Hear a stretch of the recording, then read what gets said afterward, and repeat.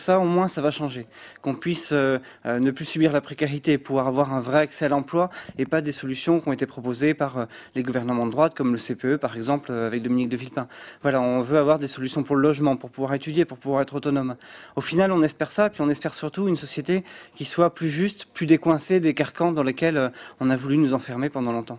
Ce que j'attends, c'est qu'il règle les problèmes qui ont été évoqués pendant la campagne, la dette, le pouvoir d'achat, pour les jeunes, l'emploi évidemment, hein, un jeune sur 4 qui est au chômage.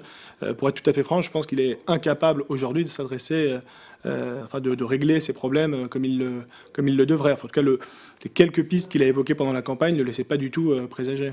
En juin, il faudra qu'il y ait une forte majorité socialiste et de la gauche rassemblée à l'Assemblée nationale pour pouvoir appliquer ce projet, ces propositions. Sinon, tout ça n'aura servi à rien. Donc on va se battre pour ça. Mais on repart dès aujourd'hui au combat. On repart d'abord au combat pour les législatives. À la fois parce que on pense que la gauche ne doit pas concentrer tous les pouvoirs comme elle le ferait si elle gagnait la majorité à l'Assemblée nationale. On repart au combat aussi parce qu'on croit dans nos idées. Par contre, nous, on veut aujourd'hui apporter des réponses à tout le monde, quels que soient ses choix politiques, mais on pense que les réponses qu'on propose sont les bonnes pour toute la jeunesse de France.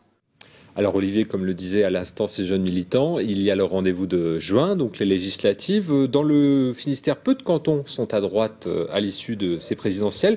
Le Finistère a tout de même 3 députés de la droite sur 8 circonscriptions. Est-ce que ces députés sont sur un siège éjectable à l'arrivée de ces scrutins? Non, je pense que ça serait un peu prématuré de dire cela. Là encore, ce sont 2 scrutins de nature vraiment très différente, et je pense que la vague rose d'hier ne se reproduira pas forcément aux législatives, parce que l'équation personnelle des candidats compte. Ceci étant, c'est vrai que dans le Léon, par exemple, sur la circonscription de Landerneau-Landivisio, tenue actuellement par Jacques Le Guen, on se rend compte qu'il y a eu quand même le vote UMP a fortement rétréci, donc c'est un petit peu chaud pour lui.